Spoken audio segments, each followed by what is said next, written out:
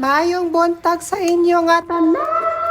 A day in my life as a private cook in the family, Chares Bo family. Kaya lasong sinata nagbuktaw ang ating mga sinakpan, gutom na. Mapakaon kita anay sa aton yung mga alaga. Amo ni gali aton yung mga sinakpan, 3 kadusena Chares. Mabiyuta tanay sa Guabibo, grabe ka init, tipuga. So for today, maluto kita sang sweet and sour nga tilapia. Kagabi ko na siya tanay ilutoon, kay wala na sang time. Nag-hotdog na lang kami kag itlog, gabi pati ka na ha. So ginuna ko dakihad ang aton yung mga kamatis. Giniwaan ko side to side ang aton yung tilapia kay tinlo na siya pagbakal ko kagabi. And i-marinate siya anay sa asin kag magic sarap. Wow. For 5 minutes. Ang balaklon subong tama nagikamahal ang tilapia 3,160 na. Ang ginahambal nilang 500 pesos for Noche Buena ay linte. So bago kita mag-start sang luto, mga pikita anay. Akon ginakapi subong black coffee, low sugar lang ta. Kay budlay na basi madutlan tas ang diabetes. Charas! Gin sunod ko sipad ang aton nga haos kag aton pulpogon. Kag aton inidayon ipinuhon.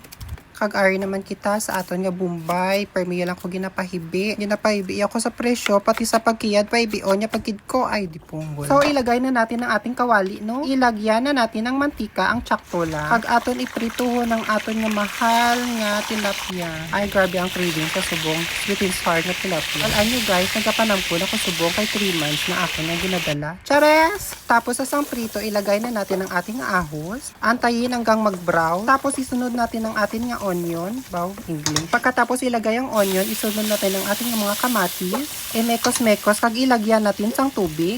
Yung saktong tubig lang para sa sauce. Tapos ginsunod ko lagyan sang oyster sauce. Ginbutahan ko sang Del Monte ketchup, ang ketchup na tani para sa Christmas spaghetti. Pana mo, chares. Butangan natin dayon sang aton nga MSG. Sakto lang asin. And lagyan ng 2 teaspoon of sugar at yung ating black pepper. Hindi mawawala yan. Takpan at pabukalan ng 5 minutes. Antayin hanggang madunot ang kamatis. At ayun, luto na ang ating sweet and sour tilapia. So, kad na dong kay makaon ta dong!